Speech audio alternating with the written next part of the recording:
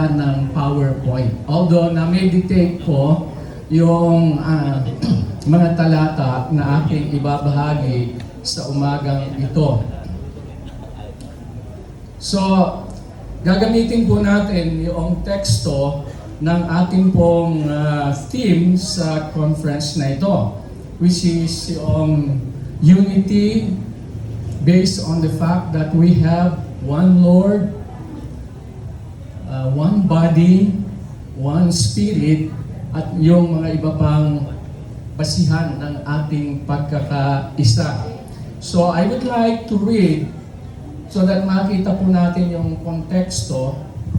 Okay, dito po sa Ephesians chapter 4 verses 1 to 6. So kung pwedeng ma-project po itong itong text na ito, Ephesians chapter 4 verses 1 to 6.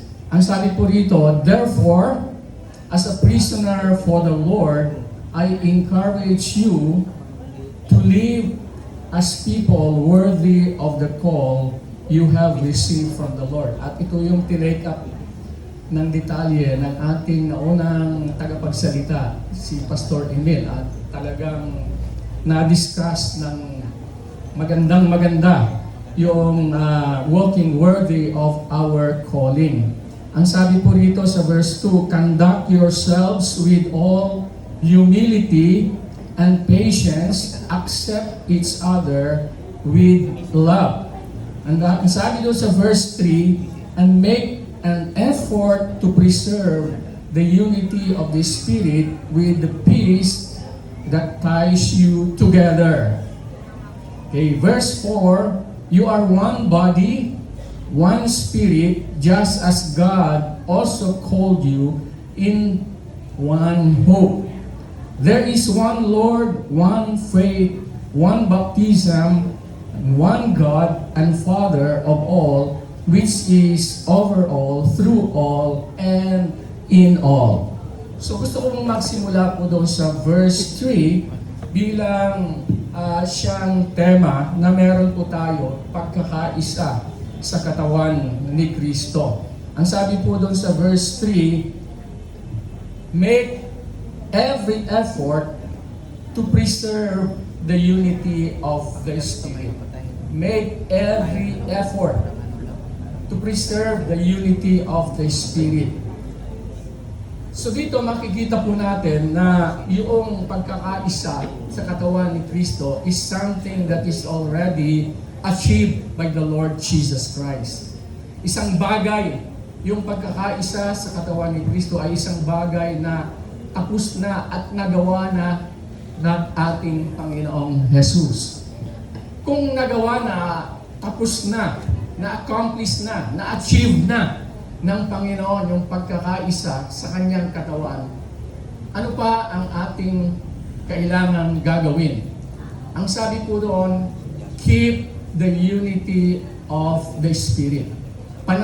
Panatalihin daw natin yung pagkakaisa sa ating sa Espiritu ng Panginoon.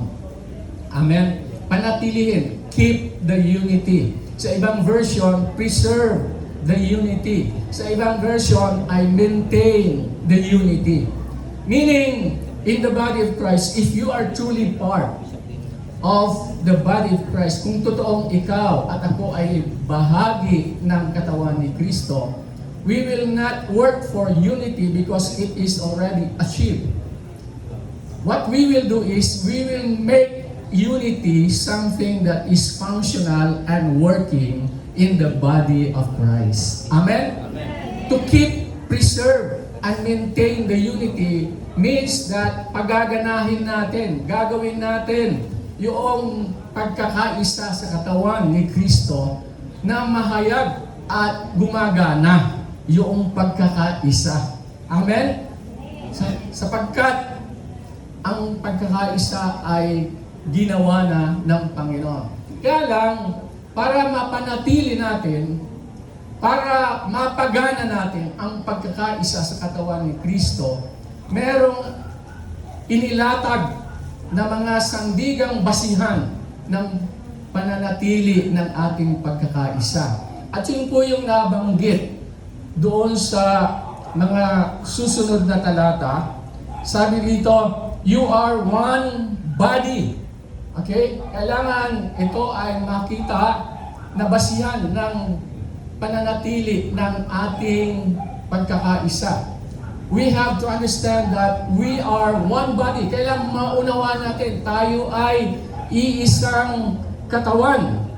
Sabi dito,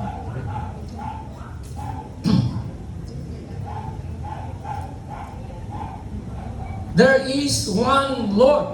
Okay? There is one Lord, one body, one Lord, one faith, one baptism, one God and Father of all. Ito yung saligang basihan ng pananatili ng pagkakaisa sa atin. Kailangan nagkakaunawaan tayo dito sa mga bagay na binanggit.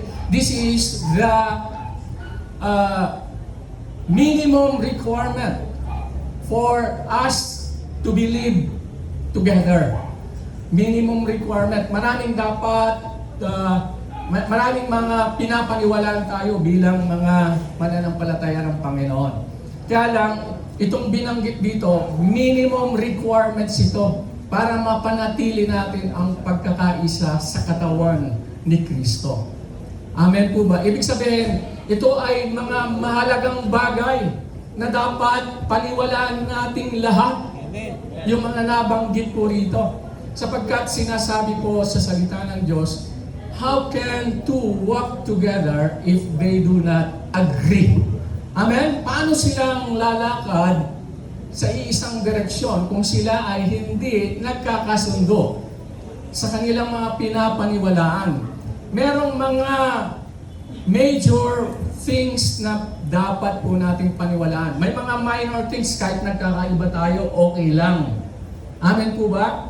Lalong-lalo na po sa ating panahon ngayon, mga kapatid. Maraming nagsusulputang mga katuruan na taliwas sa salita ng Diyos. Meron pong panahon na naging uso yung universalism. Okay, medyo tumahimik na, pero may panahon at minsan sumusulpot sa from time to time sumusulpot yung pangangaral na ito. Ano yung pangangaral ng universalism? Na lahat ay ligtas na. Manampalataya ka o hindi. Dahil sa tapos na ginawa ng Panginoon, lahat ligtas na. Kontra po sa sinasabi ng salita ng Diyos. Sapagkat ang pananampalataya ay isang bagay na kinakailangan upang matanggap natin yung biyaya ng kaligtasan. Amen po ba? Maliwanag po yan doon sa Ephesians chapter 2, verse 8 and 9. For by grace, you have been saved through faith. Sa pamamagitan ng biyaya, pananampalataya sa biyaya, tayo ay nagkaroon ng kaligtasan. Sabi ng mga universalists, yung buong pananampalataya ay gawang idinadagdag po natin sa tapos na ginawa ng Panginoon. Gusto ko mong malaman po natin lahat na ang pananampalataya ay hindi isang gawa na dagdag sa ginawa ng ating Panginoong Jesus. Ito ay pagtanggap lamang doon sa tapos na ginawa ng ating Panginoong Jesus. Amen? Amen? Kung ikaw ay magdidepende sa kilos, gawa at kapangyarihan ng Diyos, which is actually, that is faith, okay? Anong ginawa mo? Wala kang ginawa. Sumandig ka na lang. Nagtiwala ka lamang. Yeah. Nagtiwala ka lamang sa Panginoon. So hindi po gawa yun. Amen. Amen po? At ang Panginoon ay nalaluwalhati pagka tayo ay nagtitiwala sa Kanyang tapos na ginawa. Amen. Amen? Kaya ang pananampalataya ay kinakailangan upang matanggap natin yung biyaya at regalo na ibinibigay ng Diyos sa bawat isa po sa atin. Kung meron po akong ririgaluhan, paano mapapasa Kanya yung regalo na aking ibinibigay? Kailangang tanggapin niya yung regalo. Pagkatatanggihan niya, kahit mayroon akong gustong regaluhan, hindi niya mapapakinabangan yung regalo na aking gustong ibigay. Ganyan din po sa biyaya ng Panginoon. Ang biyaya ng Panginoon, lalong-lalo ng kaligtasan, ay para sa lahat. Amen. Pero hindi nakikinabang ang lahat doon sa regalong yun, sapagkat yung iba, hindi nila tinatanggap. Ito ay kanilang tinatanggihan. Parang ang lahat ng tao ay nilalang ng Diyos. Pero mga kapatid, hindi po lahat ng tao ay mga anak ng Diyos.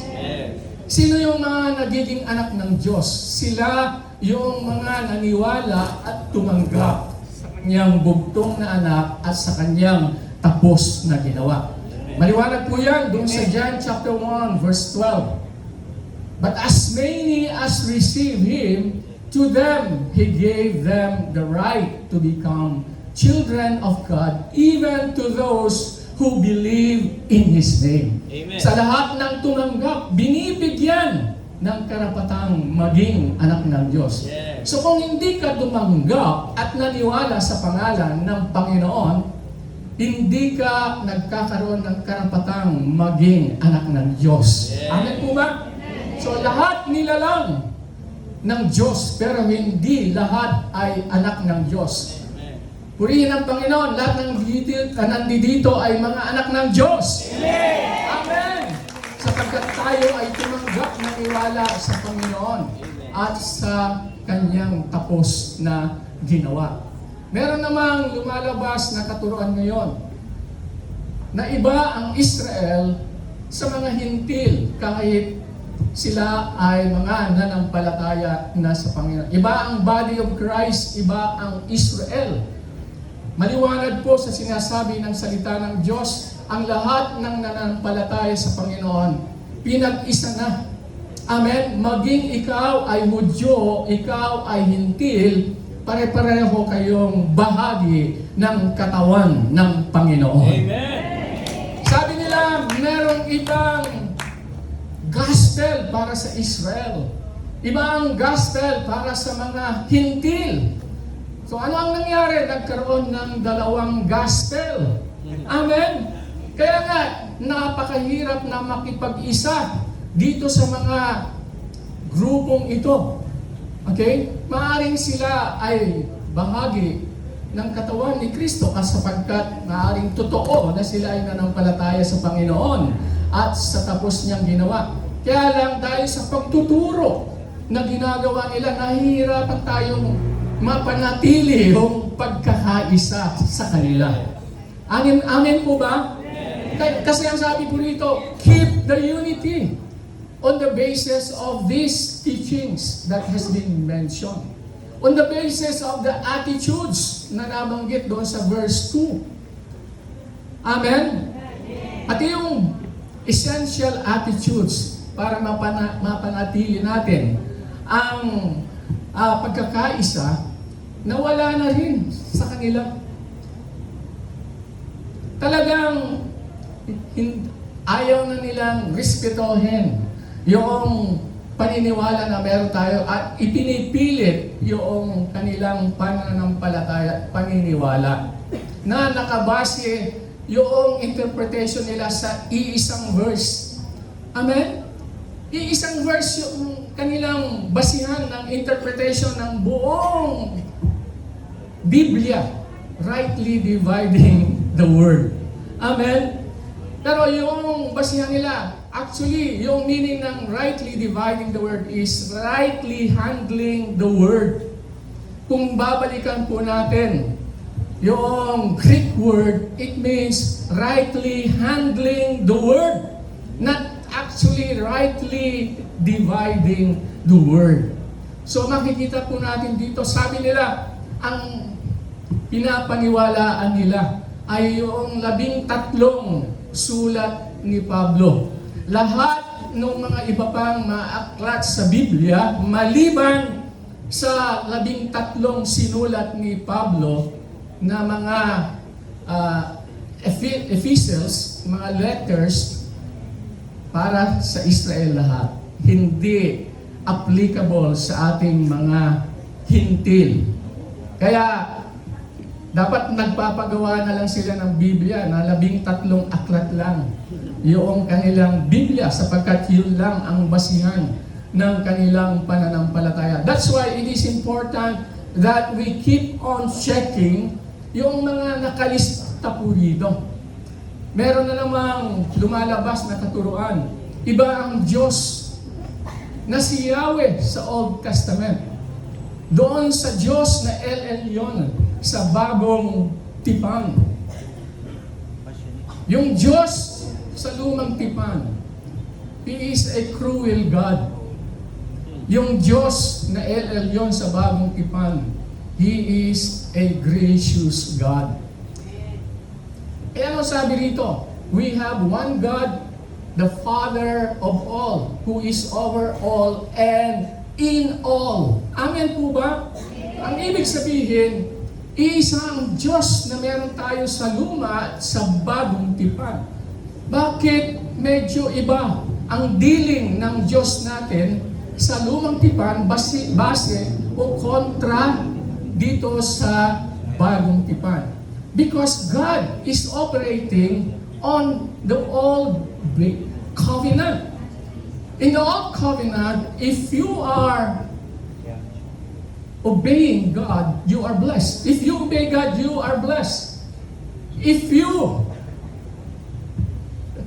disobey God, you are cursed. Yan po yung basihan ng lumang tipan. Amen po ba? Kaya ang dealing ng Panginoon ayon doon sa tipan na meron sila. In the new covenant, it is based on the new covenant of grace. Dito po sa bagong tipan, ito ay base sa tipan ng biyaya na ginawa ng Diyos sa pamamagitan ni Kristo Jesus. Lahat ng ginawa ng ating Panginoong Jesus, hindi niya ginawa para sa kanyang sarili. Ito ay ginawa niya para sa iyo at para sa atin. Amen. Kaya nga ang biyaya is more than unmerited, undeserved, and earned favor. Itong unearned, unmerited, undeserved favor is a very good description of what grace is all about. Magandang paglalarawan ng kung ano ang biyaya. Pero ang higit na magandang pakahulugan sa biyaya ng Panginoon, grace is the activity and the working of God in Christ for us, as us, in us, and through us. Amen. Yan ang pinakamagandang pakahulugan sa biyaya. Kilos, gawa ng Diyos sa pamamagitan ni Kristo para sa atin na parang tulad natin, gawa ng Diyos sa atin at gawa ng Diyos sa pamamagitan natin. Amen? Amen. Kaya yan lahat ng ginawa niya para sa atin. Siya ay nagkatawang tao para sa atin. Amen? Siya ay namatay at nagsakripisyo para sa atin. Siya ay nabuhay na magmuli para sa atin. Siya ay umakyat, umupo sa kanang luklukan ng Ama para sa atin, for us. Pero siya rin, lahat ng kanyang ginawa niya na parang tayo yun. Amen? As us. Ibig sabihin, siya ay namatay na parang isang makasalanan na tulad mo at tulad ko. Yes. Sabi doon sa 2 Corinthians chapter 5 verse 21, He who knew no sin became sin, that we might become the righteousness of God in Christ. So namatay siya na parang tayo makasalanan. Parang siya ay namatay na ginawang kasalanan. Parang tayo as us. Amen po ba? He resurrected as us. Bakit? Sa kanyang muling pagkabuhay, tayo ay kasamang muling nabuhay. Amen? Kasamang namatay. kasamang nabuhay, kasamang umakyat sa kalangitan. Kaya sabi nga ni Pastor Emil, we are seated together with Christ in the heavenly places. Amen. Why? Because everything that He did is as us. Parang tayo. Amen po ba? Amen. So, He did it for us. He did it as us. At yung activity at gawa ng Diyos, He did it in us. Ginawa niya sa atin. Ano yung ginawa niya sa atin? He made us as new creations in Christ. Sabi sa 2 Corinthians chapter 5, verse 17, if any man be in Christ, he is a new creation. Ang sino mang nakikipag-isa kay Kristo, siya ay bagong nilalang na. Amen? In Christ, we are new creations in Him. In Christ, we were born again. In Christ, we were regenerated from being a sinful man to a righteous man. Bakit? Kasi yung ginawa ng Panginoon, ginawa niya sa atin. Amen po ba? He did it in us. Ginawa niya sa atin. Amen po ba? He made you new creation by being born again. Amen? He made you a child of God. Ikaw ay ginawa niyang anak ng Diyos. Amen po ba? Ikaw ay pinili niya na maging isang maharlikang saserdote. Yan ang ginawa niya sa iyo. Amen. Marami pang mga iba na ginawa ng Panginoon sa atin. He did it in us. So, God's work, God's activity for us, as us, in us, and through us. Kaya nga, magmula sa simula hanggang sa katapusan, hanggang sa muling pagbabalik ng Panginoon, ito ay nakasalalay lahat sa biyaya ng Panginoon. Yung ginawa niya, gagawin niya sa pamamagitan natin. Kung ikaw ay nangangaral ng salita ng Diyos, dapat maunawaan mo ang bagay na ito upang sa ganon sa iyong pangangaral at paglilingkod sa Panginoon, hindi mo ito ginagawa sa iyong sariling sikap, sa iyong sariling talino, sa iyong sariling kaalaman, kundi ang Diyos ang gumagawa sa pamamagitan mo. Amen? God doing it through you. Amen? Pero bagong magawa ng Panginoon sa pamamagitan mo, kailangan gawin niya para sa iyo na tulad mo at gawin niya sa iyo.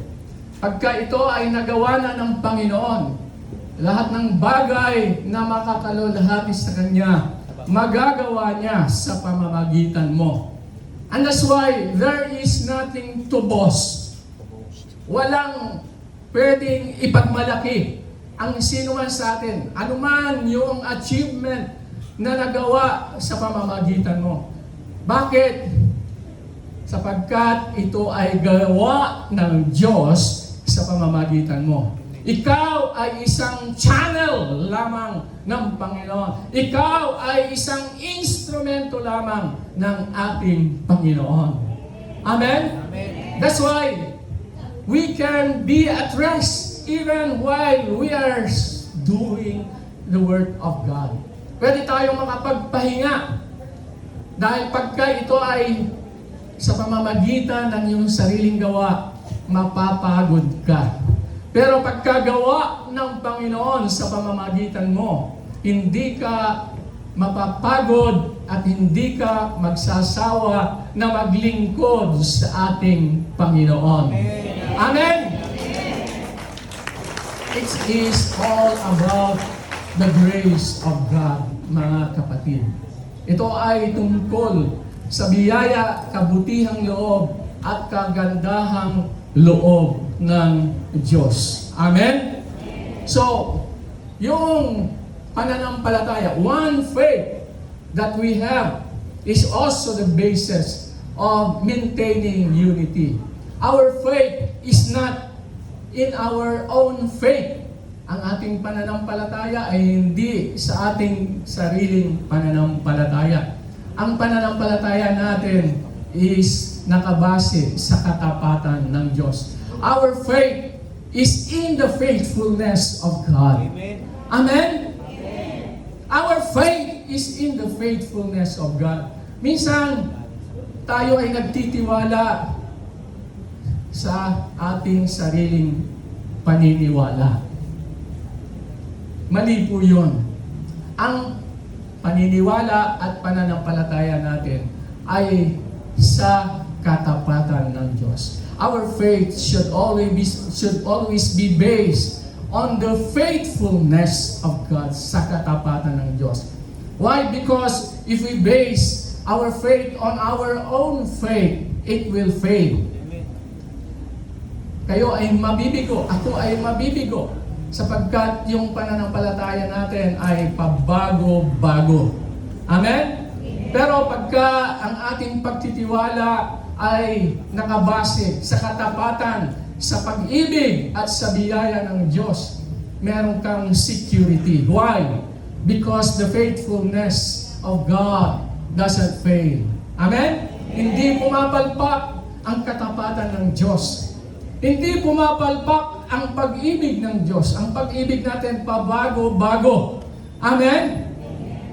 Pero ang pag-ibig ng Diyos hindi nagbabago magpakailanman. That's why nabanggit kanina ng ating unang tagapagsalita, no one can separate us from the love of God in Christ. Walang makapaghiwalay sa atin sa pag-ibig ng Diyos kay Kristo Jesus. Amen? Amen? That's why the love of God won't fail. The grace of God won't fail. Ang biyaya ng Diyos hindi po papalpak. Magtiwala tayo ng lubusan sa katapatan, sa pag-ibig at sa biyaya ng Diyos. Amen po ba? Amen. Amen. Sabi dito, one Father. Okay, one Father who is over all and who is in us all. Iisa ang tatay po nating lahat kung ikaw ay bahagi ng katawan ni Kristo.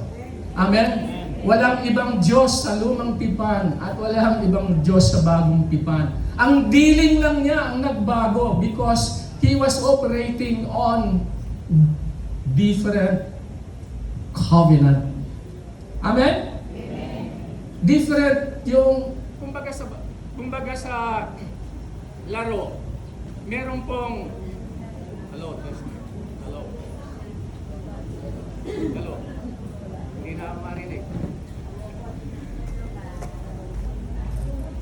Hello, test mic.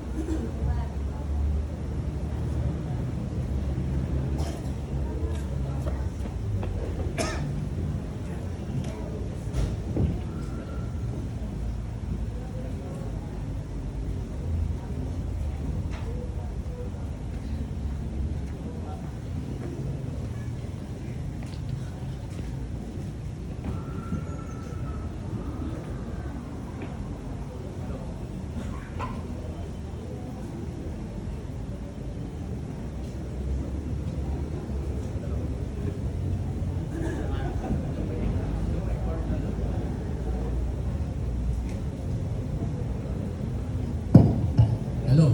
Okay. So ang Diyos nag-operate sa dalawang tipan. Kaya ang dealing niya magkaiba. Parang isang laro yan. Iba ang rules and regulation ng basketball. Iba ang rules and regulations sa volleyball.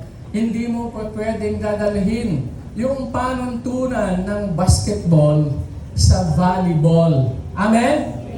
At hindi rin pwedeng dalhin yung panuntunan ng volleyball sa basketball. Ganyan po yung tipan. Amen po ba? Magkaibang sport, kumbaga. Yung bagong tipan at lumang tipan. That's why the dealing of God is different. Amen?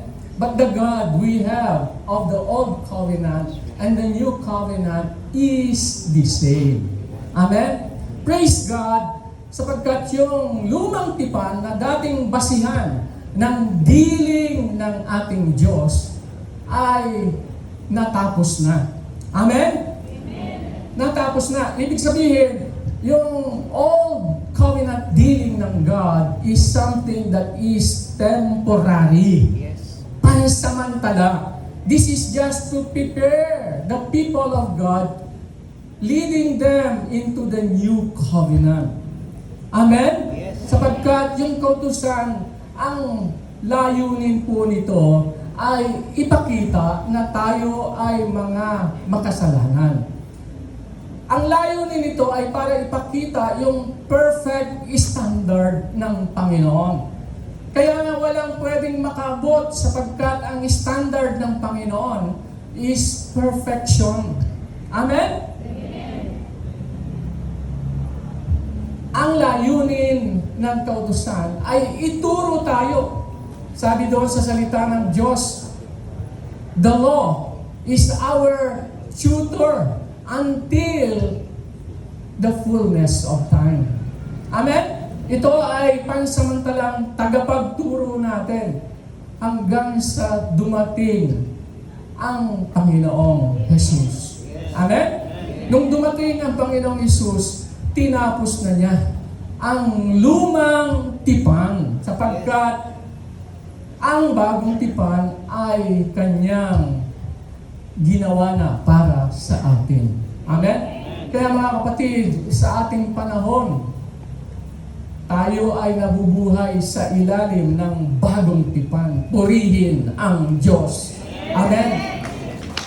Tayo ay hindi na po nabubuhay sa lumang tipan. Ang sabi po sa Romans chapter 10 verse 4, for Christ is the end of the law to those who believe. Sapagkat si Kristo ang katapusan ng kautusan sa mga taong nanampalataya sa Kanya. Ang tanong ko mga kapatid, nanampalataya ba kayo sa Panginoong Jesus? Yes. Tinanggap niyo ba siya bilang Diyos tagapagligtas, hari ng inyong mga buhay? Amen. Then Christ is the end of the law for you and me. Amen? Ang kautusan, we are not antinomians na tinatawag nila. Kasi sabi nila, ang grace people ay antinomians. Sila ay hindi nagpapasakop at naniniwala sa kautusan. Gusto kong sabihin po sa inyo na we preach the law according to its purpose. Amen? Ipinapangaral natin ang kautusan ayon sa layunin na ibinigay ng Diyos. Okay. Pero maliwanag na ang kaligtasan ay hindi isa sa layunin ng kautusan. Ang pagiging matuwid at banal natin sa kanyang harapan, hindi ito isa sa layunin ng kautusan. Kaya hindi mo pwedeng ipangaral ang kautusan bilang kaparaanan ng kaligtasan. Hindi mo pwedeng ipangaral ang kautusan bilang kaparaanan ng pagiging matuwid at banal.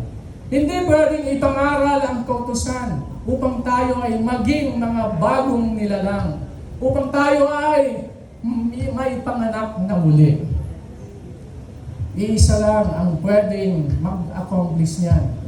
The gospel of grace. Ang biyaya, ang mabuting balita ng biyaya ng Panginoon. But we preach the law according to its purpose. Kaya nga, nabanggit ko na kanina, isa sa layunin ng kautusan, ipakita na tayo ay makasalanan. At ituro tayo kay Kristo, Jesus, na siyang tagapagligtas. Amen?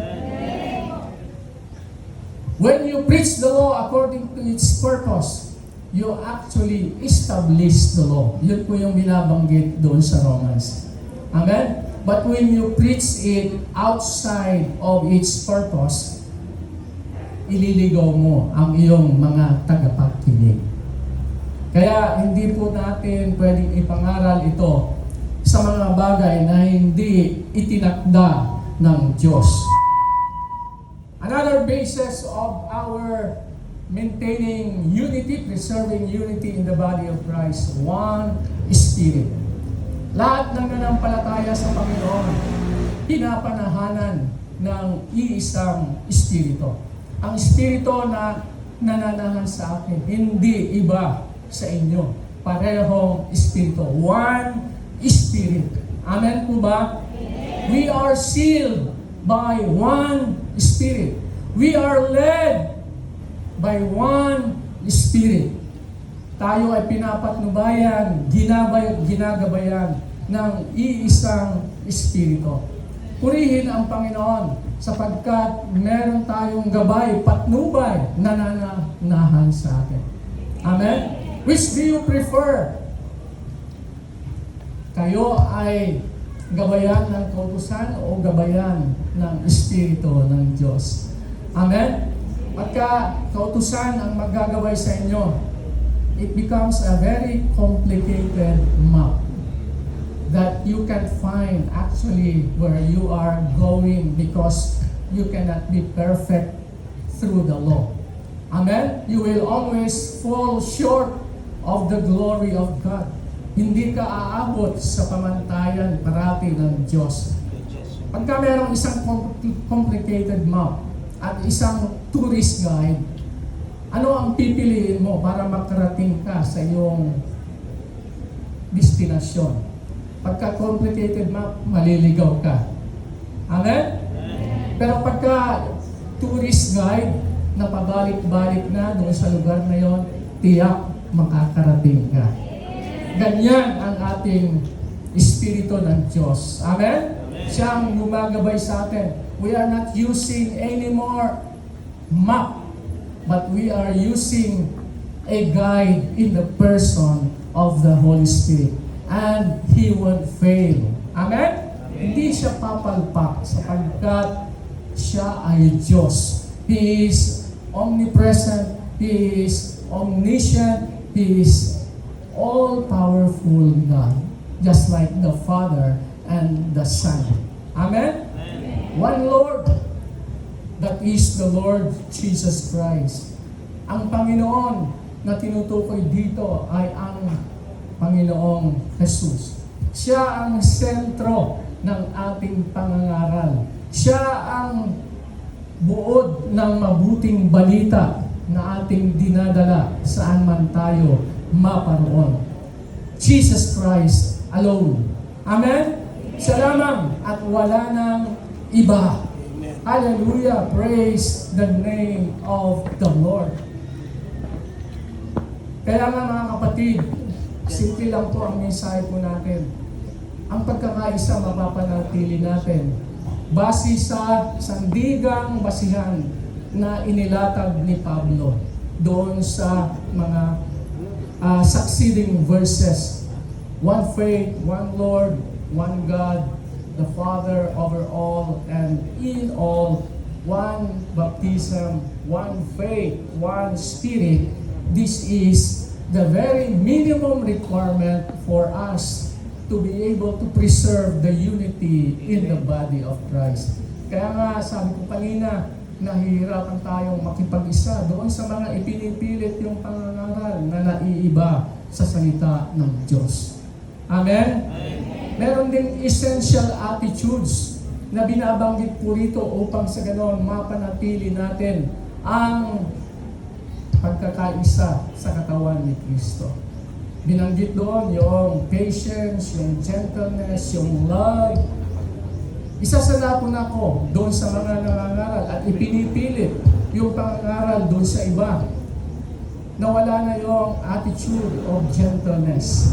Nawala na yung attitude of humility. Meron po tayong kakilala, parating pumapasok doon sa ating pong wall. Ang sabi ko, hindi tayo nagkakasundo. Sabi ko sa kanya, pwede bang sa wall mo na lang i-post yan? Hindi ko naman pinapakailaman yung inyong profile at wall. Sabi niya, parang sa ganoon, matuto tayo, magpalitan tayo. Sabi ko, wala nang pag-asa na ako ay aayon sa iyo. Itigil mo na lang. Wala akong oras makipagdebate. Buti ka pa, merong oras. Araw-araw nakikipagdebate. May panahon para makipagdebate. Sabi ko, wala akong panahon dyan. Marami akong mga magagandang bagay na dapat gawin. Amen. Pero pilit pa rin ang pilit. Balik pa rin ang balik. Walang respeto sa aking paninindigan. Sabi ko, pagka inulit mo ng inulit yan, buburahin ko lahat yan. Every time na magpo-post siya, binubura ko. Muntik ko nang i-unfriend. Amen? Pero gusto pang maging kaibigan siya. Sabi ko, pwede bang kahit magkaiba tayo, maging magkaibigan pa rin tayo? Pinipilit pa rin niya yung kanyang paniniwala. Nawala na yung essential basis ng attitude to maintain unity. Amen? Wala na yung gentleness, wala na yung humility, wala na yung pag-ibig. Nawala na yung pag-ibig doon sa taong yun. Ang mahalaga sa kanya ay yung kanyang paniniwala na kanyang ipinagpapilitan sa lahat ng mga kakilala niya. Minsan nabasa ko nga, kaya nga gusto ko pang maging siyang kaibigan para patuloy kong nasusubaybayan kung ano yung kanyang mga pinapaniwalaan. Para sa ganon, sa ating pangangaral ay naitutuwid natin sa ating mga audience. There was a time na sabi niya, ang mga Israel, sila lang ang tupa ng Diyos. Tayo mga hintil, mga aso. Sabi ko, isang verse lang ang pinagbasihan. Isang verse lang. He was creating doctrines out of one verse. At ang basihan ng kanyang lahat ng interpretation, rightly dividing the word. Yun lang, mga kapatid. Hindi na siya naniniwala sa hermeneutics. Hindi na siya naniniwala sa exegesis. Hindi na siya naniniwala sa original Greek word and Hebrew word. Wala na raw tulong yan. Basta basahin mo lang yung 13 epistles of Paul. Ganon. Kaya nga, mahirap mapanatili ang pakikipag-isa sa Kanya. Ang salita ng Diyos, ang sabi, maintain the unity of faith. Preserve the unity of faith. Keep the unity of faith. But with people who are of different belief than this laid down in Ephesians chapter 4 verses 1 to 6, it is very difficult for us to keep that unity with them. I hope they are still the members of the body of Christ. We will still be together sa huling panahon. Kaya lang, siyempre, dito, mahirap makipag-isa sa kanila.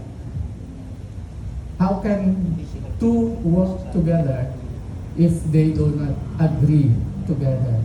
Paanong lalakad sila sa isang direksyon kung hindi naman sila nagkakasundo sa kanilang pinapaniwalaan?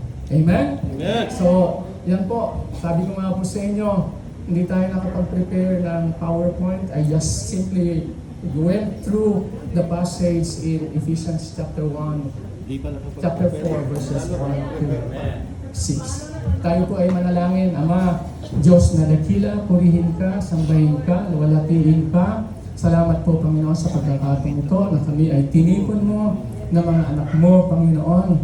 Tunay nga po, kami ay bahagi ng iisang katawan, ang katawan ni Kristo na siyang ulo ng kanyang katawan, Panginoon. Kaya nga po, ang direksyon ay nanggagaling sa aming Panginoong Jesus. Ang patnubay nanggagaling sa Kanya sapagkat siya ang aming ulo.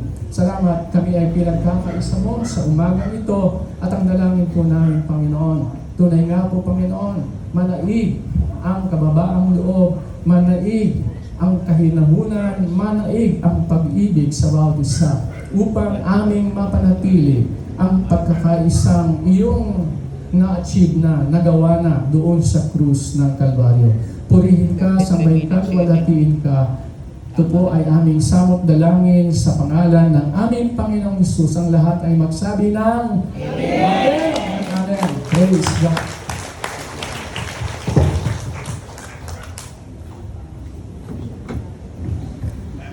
Amen. Thank you, Bishop Paul, at sa powerful message. Hindi ba prepare yun, ha? Wala pang PowerPoint yun. Amen.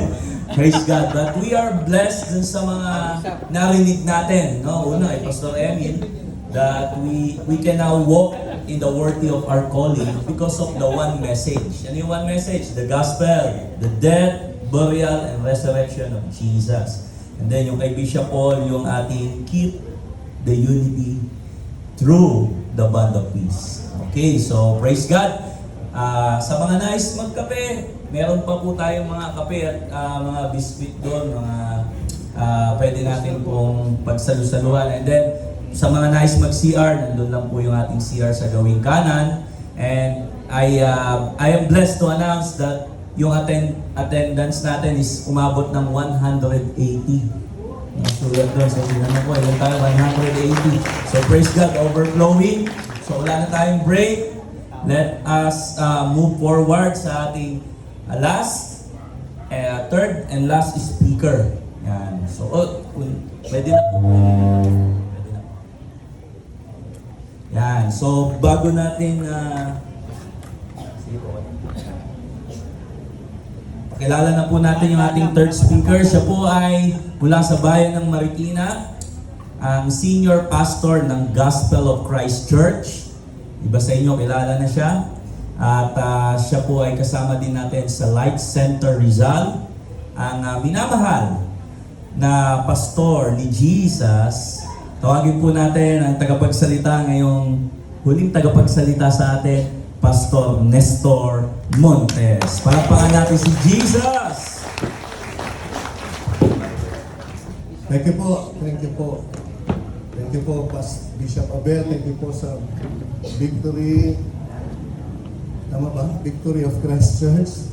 Salamat po. Mayong buntag kaninyo mata ng mga Bisaya. Diha.